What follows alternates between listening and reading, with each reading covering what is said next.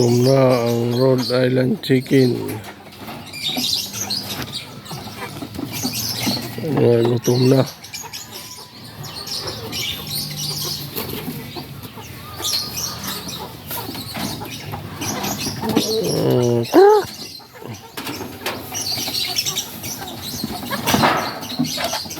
Gutom na.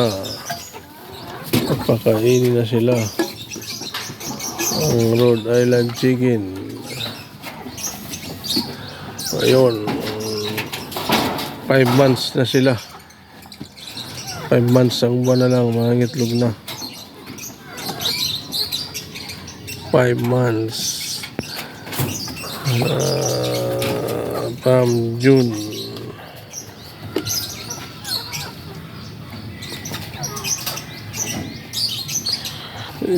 Yan sila natutulog sa ilalim.